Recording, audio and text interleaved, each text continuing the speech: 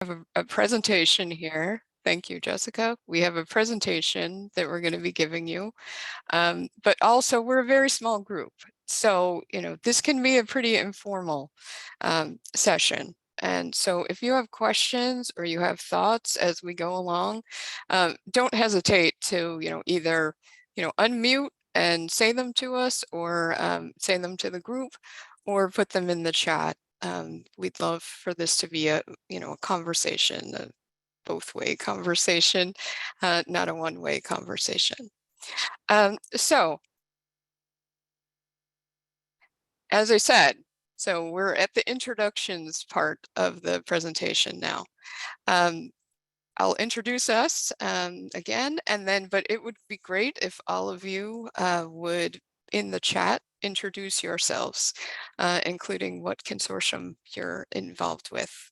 And then I'll give you a little bit of additional background about ArchivesSpace.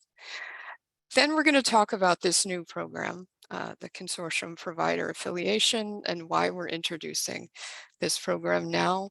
We'll talk some of the specifics about the benefits, and we'll talk about, thinking about those benefits in terms of the benefits directly to you if you're on the staff of a consortium that's considering this program, the benefits to your members that you serve, and then also the benefits to ArchivesSpace's sustainability overall. And then, as I said, feel free to, stop us with questions or thoughts as we're going along, but we'll also leave plenty of time at the end for questions and discussions after you've had a little bit of time to kind of, digest what we've said so far. So as I said, I'm Christine Davella. I'm the program manager for ArchivesSpace. I am an archivist, and I've been an archivist for, now it's kind of closing on 25 years now for me, actually. I've been with ArchivesSpace for about 8 years.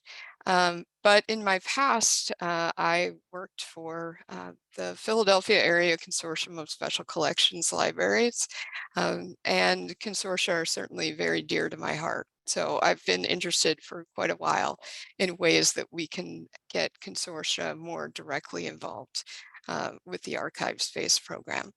And I'll also ask Jessica to introduce herself.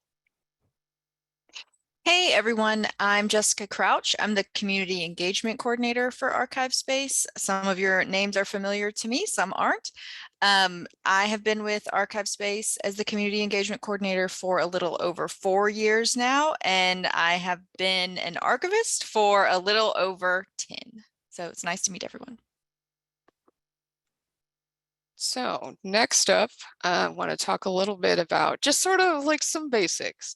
Everybody here, I think, knows ArchivesSpace, but I just always like to give a little bit of basics just to make sure we're all on the same page about what ArchivesSpace is and what makes it, kind of special and different. So certainly when we talk about ArchivesSpace, we're talking about an archives information management software application that's supporting many of the functions, the necessary functions that are performed in archives and special collections. So accessioning, arrangement, description, access, all those good things. And it's created by archivists originally and continuing, but not just archivists, lots of other people have an engagement in that process. And it's supported by diverse archival repositories around the world. And it still fills a need that, the reason it was created to start out with was that there were few proprietary vendor solutions to do what ArchivesSpace does. And that's still the case. There are very few other kinds of solutions to do what ArchivesSpace does in the same way that ArchivesSpace does them. But ArchivesSpace is not just an application when we're talking about what it is. It's also a community. So a community that works together to create this application. And that application specifically reflects our values. So as a community, so thinking about things like being standards driven, being flexible and extensible and customizable to reflect the many different ways people do work in this community and carry out their missions in this community. So LYRASIS is the organizational home for ArchivesSpace, and it provides services and infrastructure that amplify the community contributions. ArchivesSpace is not a product of LYRASIS. It is independent of LYRASIS, but LYRASIS has a very important role in ArchivesSpace for providing these kinds of services as well.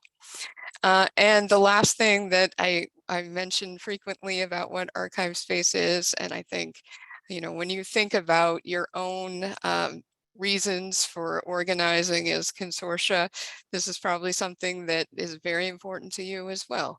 It's an opportunity when you bring institutions of many different sizes and types together to kind of work together on solving common problems and address wider challenges, not everybody trying to figure out those things for themselves.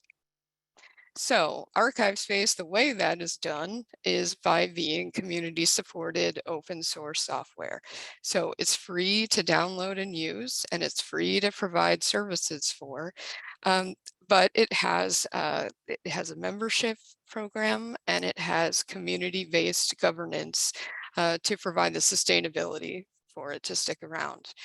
And members and affiliated organizations get benefits to help them use it, and they also have the greatest say in its future.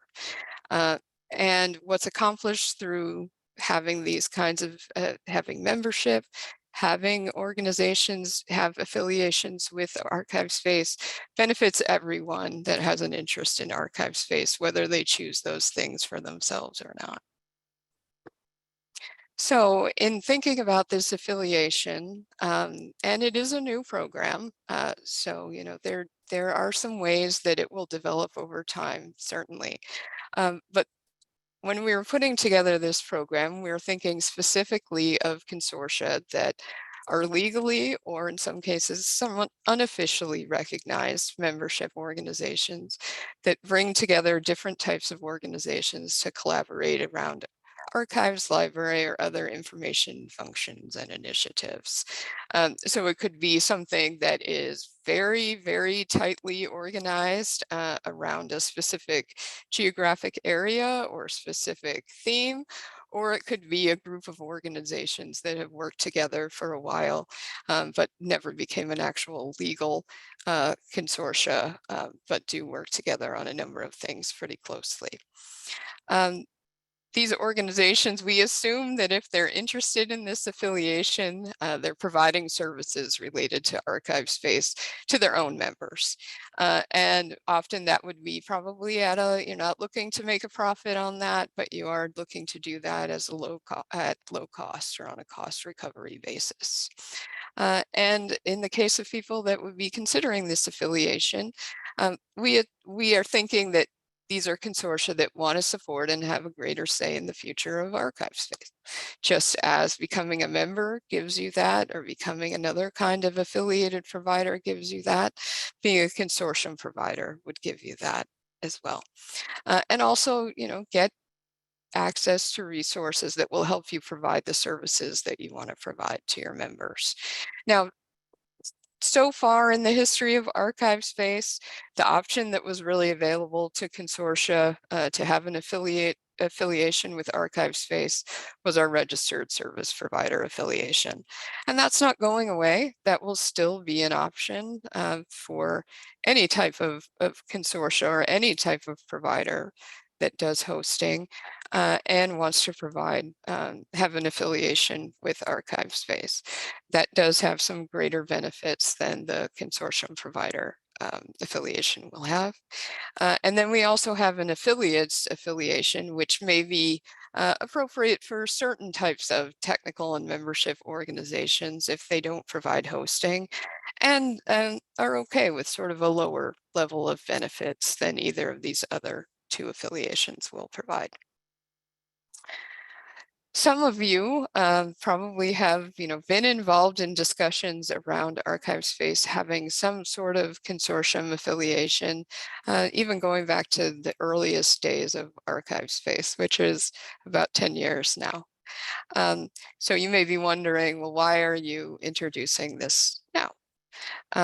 So it certainly is something that has been considered multiple times and looked at from different angles in those 10 years. But something that I'm sure all of you grapple with your own organizations is we have to come up with policies that are going to balance the needs of the different parties. And in the end, if something has a significant negative financial impact on ArchivesSpace without having another kind of balancing positive impact that can make up for that, it's going to negatively affect everyone who's interested in ArchivesSpace and wants to use it for the long run. Now, something that I think has changed in the last 10 years is just the number of consortia that are providing ArchivesSpace services or considering providing ArchivesSpace services in the near future.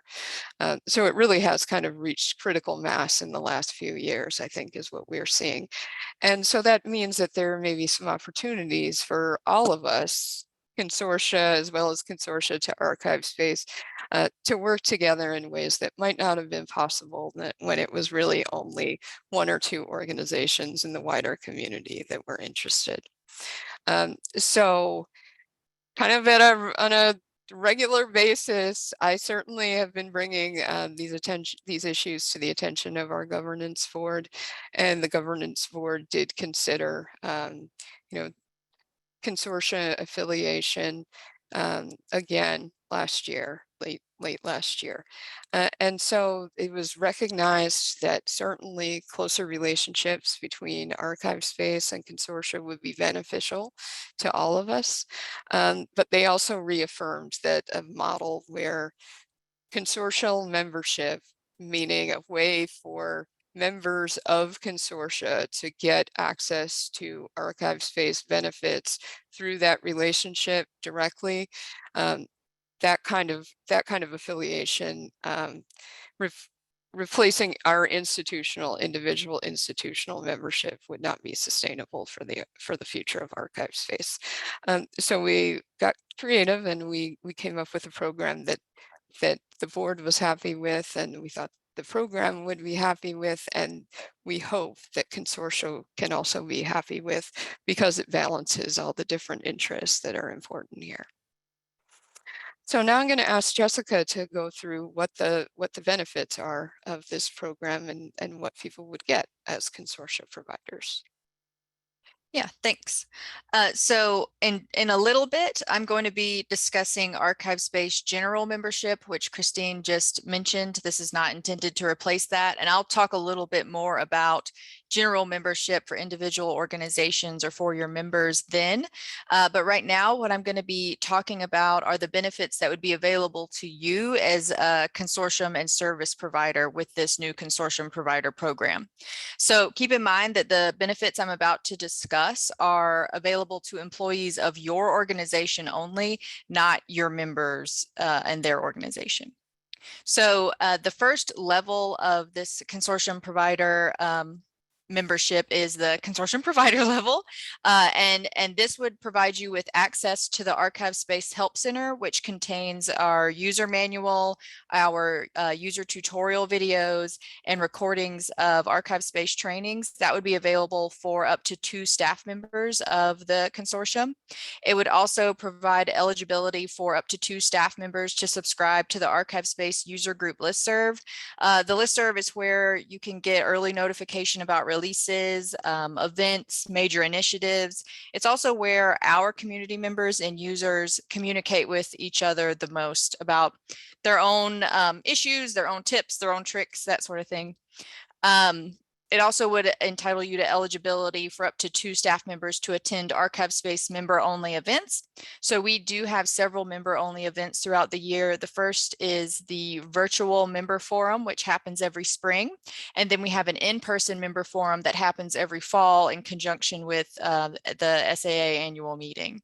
And then we do have other member-only events that happen throughout the year as needed, especially around discussions related to major development of the application and that sort of thing. You would also have eligibility to participate in regular meetings with ArchivesSpace program staff like Christine and I and other consortia participating in the program. And you would also have eligibility to join TAC, the ArchivesSpace Technical Advisory Council, and to serve on the subcommittees there. You could also use the ArchivesSpace Consortium Provider logo on your website and in your promotional materials, and we would list you on the ArchivesSpace website as a participant in this program.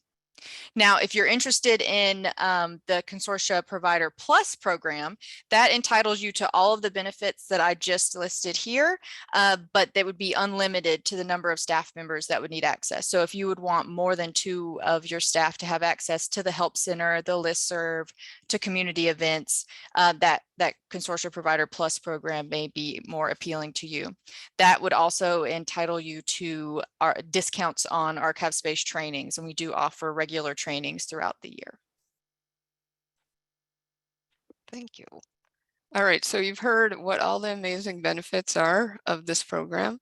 So let's get into what the terms are for that and what the fees are associated with that. So this affiliation, would be renewable annually for your organization, and it would run in parallel with the membership term that we have and the terms that we have for all of our affiliations.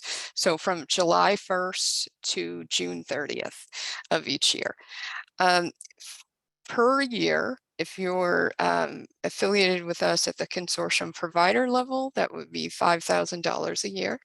And if you're interested in all those additional benefits that Jessica brought up at the Consortium Provider Plus level, that would be for $7,500 a year. Now, we recognize very much, as I said, like individual institutional membership is the basis on which sort of ArchivesSpace's model depends. Sustainability model depends. And so we recognize how valuable you as consortial staff can be in encouraging your institutions to become members of ArchivesSpace as individual institutions, and the value that can give you all as a consortium overall, as well as to the individual institutions. So the fees for this program, for the Consortium Provider program, can be discounted just on the consortium provider fee by the number of ArchivesSpace member institutions that you're serving. And the different percentages are listed there. And that can be people that have been members for quite a long time. It could be new members that come in, for their own reasons or directly because of this program.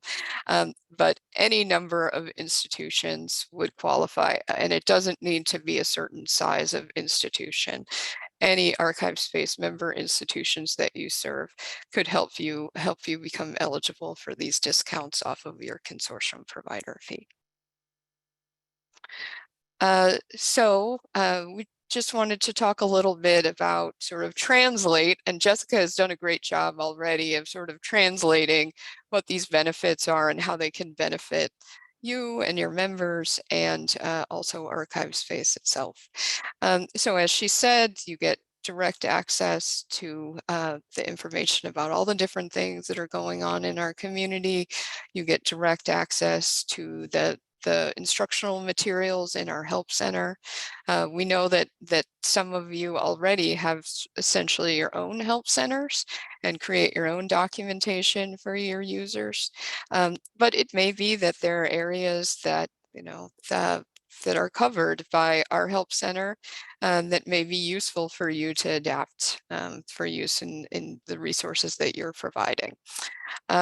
So also just having that direct access to the program team may make it easier for you as you're thinking about questions that you have about functionality of the application or deployment of the application. And being on the Technical Advisory Council and being able to participate in conversations with us and with other consortia about issues related to deployment and functionality of the application, that gives you an ability to really directly advocate for changes in those areas, or to contribute to making improvements in those areas that are going to benefit the whole community.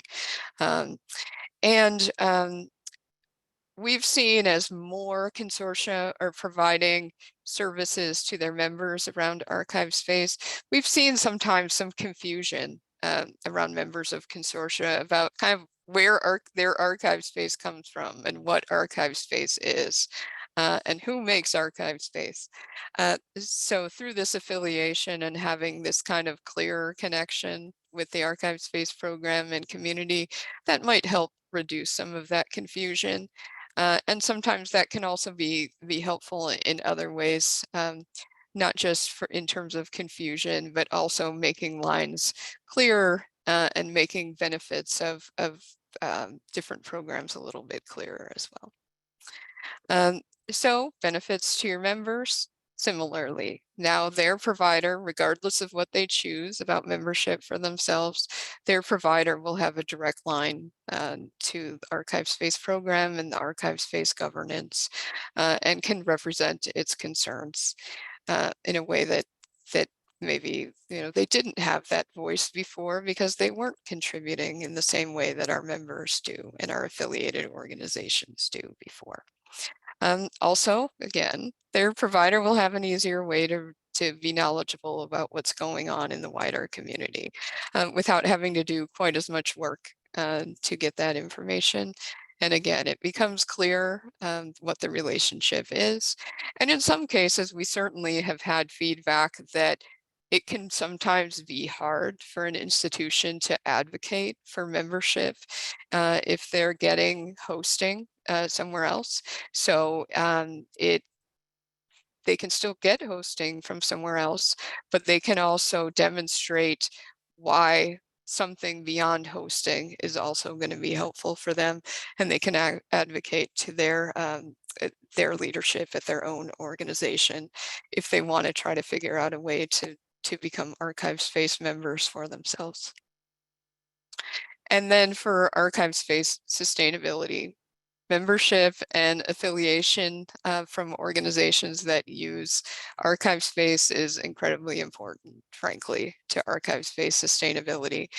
And if you and your members are using ArchivesSpace and want to continue to use ArchivesSpace, then sustainability of ArchivesSpace is also important to you. It really is a substantial investment, as I'm sure you're well aware if you've helped your member organizations deploy ArchivesSpace and or not even ArchivesSpace, move from one system to the other or move into a new system completely.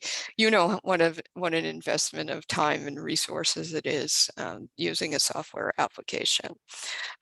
So this really, ArchivesSpace being sustainable really protects your investment and your members' investment. And that's one of the reasons that we want to get you even more involved. And of course, again, as consortia, you're probably very well aware of this. That's one of the reasons you probably organized as a consortium in the first place. Moving in the same direction gives us necessary resources and also helps us be responsive to a wider swath of needs. And now Jessica will talk a little bit more about individual membership and why that can work in conjunction with this program as well.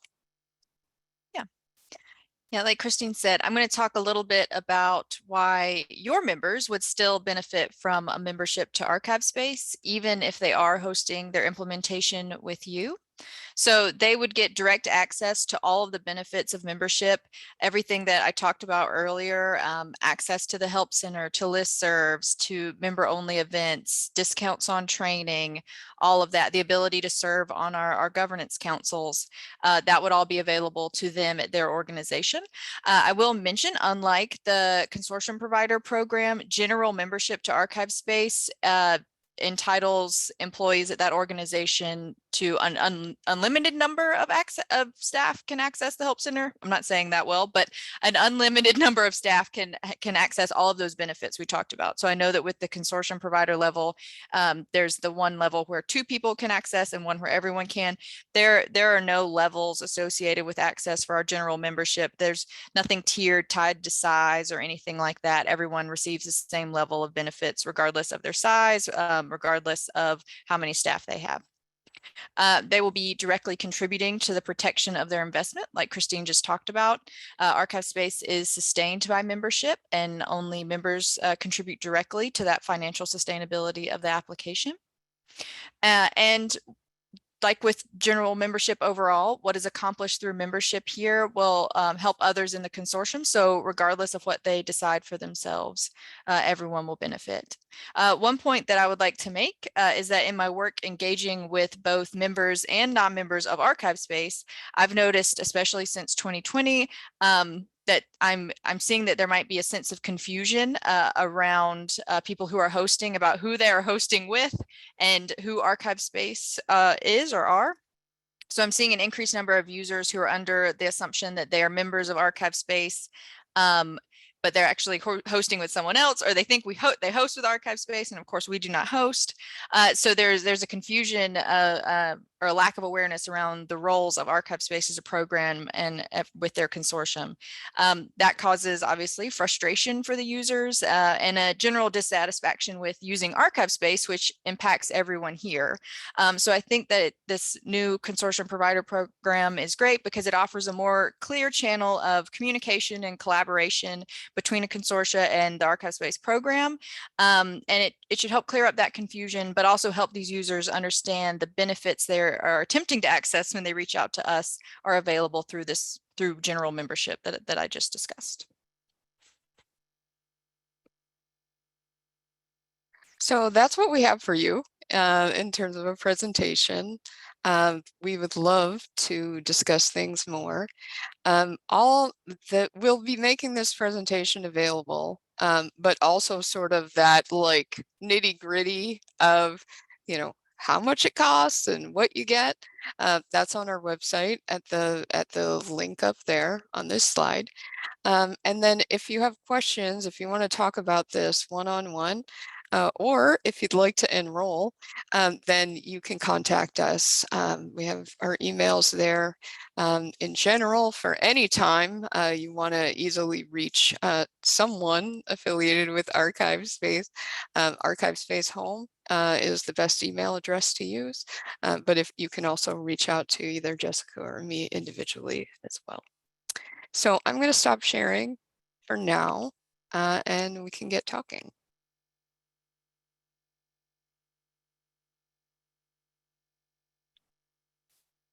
Okay.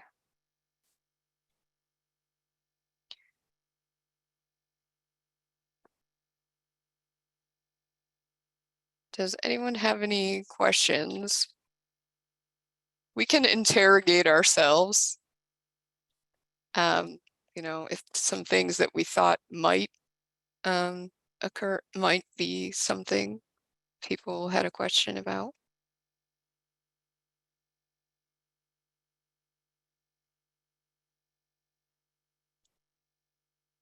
So I guess one of the things I'll say, it's occasionally come up in the past about in thinking about different models for a consortial affiliation. The option of considering like a model that relies on in-kind contributions versus a purely financial contribution. And it certainly is something that's been looked at in the past and is something that quite frankly has been rejected in the past, including this most recent time. And one of the reasons is I'm sure you all are aware, it's very difficult to kind of enforce in-kind contributions, and very hard and like with all the competing priorities that everyone has, sort of even follow through on very good intentions about making in-kind contributions. So we have seen, ArchivesSpace has been around for 10 years, and our code has been open for that whole time. Our technical documentation has been open for that whole time. So there is not a barrier in terms of people needing membership or affiliation to contribute to those things. But we've seen very few contributions from consortia or from non-members in that time. And again, we understand like with all the competing priorities that people have, that it's very hard sometimes to do that when you have things that are more pressing. So starting out with a financially based consortium model, we think is going to simplify everyone's lives for now. That doesn't mean that there isn't the possibility someday of there being another model, but it really requires people to participate and try this out for us to get to the point that we could do something different.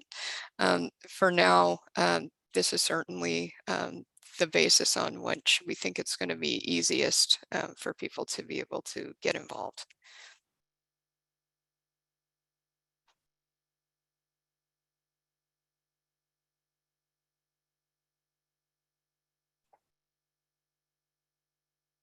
Are there other questions or other thoughts?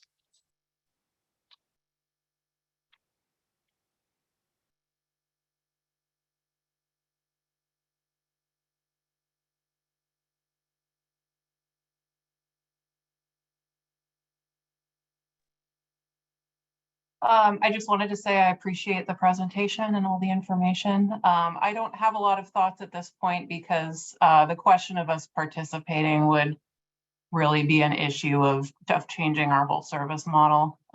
Just long story short, all of our expenses for hosting ArchivesSpace are essentially passed through. So I don't have a great in-depth response for you at this time, but participating would be essentially turning our service model inside out. So it would require a lot of community consultation for us and consideration. I'm curious, I'm just curious about your service model, if you wouldn't mind just saying a little bit about how that works. We essentially contract with Library Host for hosting. For hosting. Yeah, and that's just passed through. And we have community developed documentation and kind of peer support.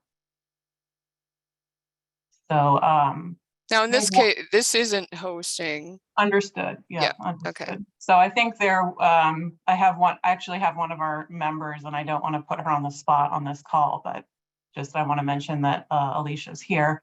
A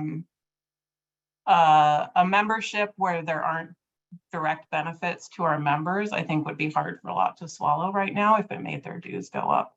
So that's what I mean by we would have to reconsider all our costing and all of our service model if we were to join with a membership where the benefits, as I understand it, directly are only for consortium staff.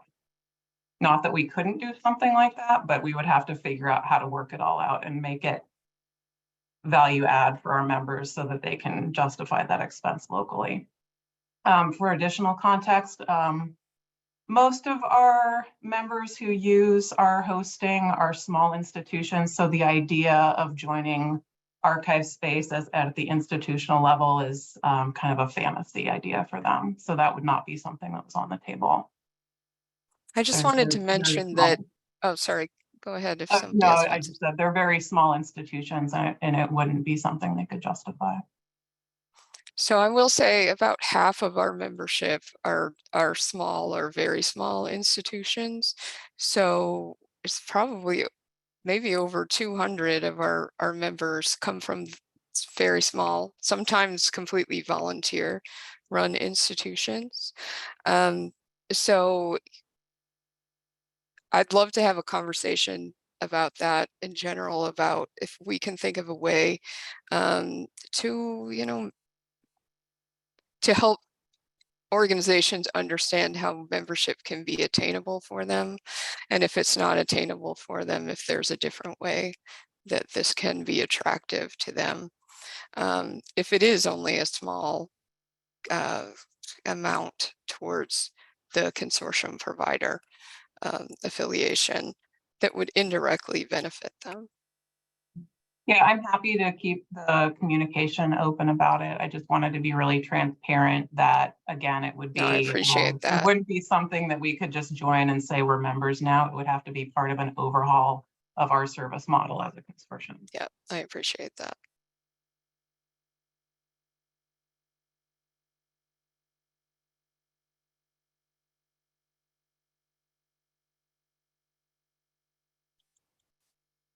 Are there other thoughts? I dropped in the chat. Steve asked for a link to our general membership. So I dropped that into the Great. chat for everyone. And that's just so for your member organizations, if they're interested in joining. And like Christine said, over half of our members are very small or small institutions. And that very small membership fee is only $300 a year, which hasn't increased over the past 10 years. So there is significant benefit to that membership and getting those trainings and documentation and member only events. They'd be entitled to all of that.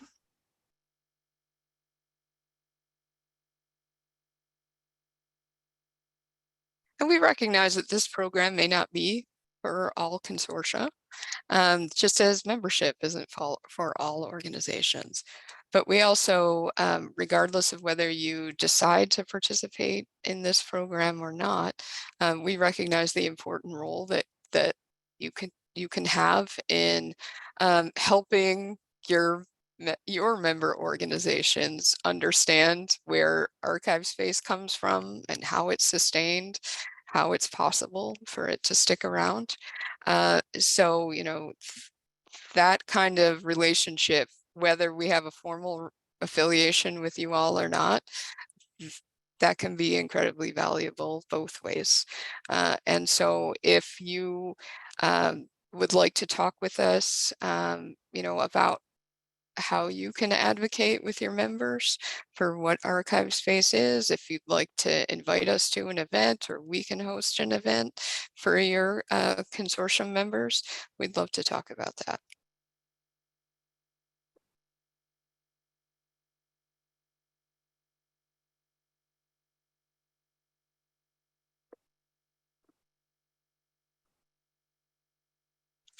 Are there other questions or thoughts?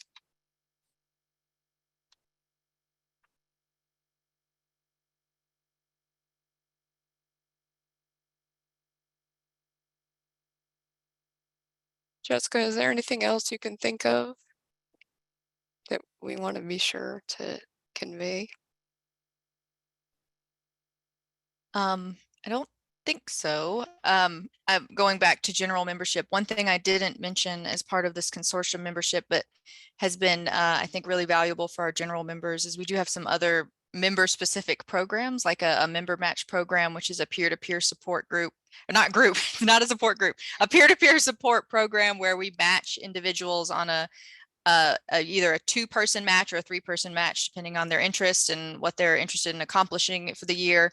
But it's a program open to all of our members, but it is heavily participated in by our small, very small and lone arrangers who are looking for that camaraderie. We do specific events for them. They have their own listserv where they have discussions and then they communicate with each other through a year. So there are other benefits to membership other than what I mentioned in this presentation. So yeah, feel free to dig into our documentation online and reach out to us if you have any questions, like Christine said. Sounds good. Well, thank you very much to all of you for joining us today. I hope that this can be the start of a conversation, not the end of a conversation. And, you know, we'd love to, as I said, we'd love to talk with you more, regardless of what you decide about the consortium provider affiliation itself.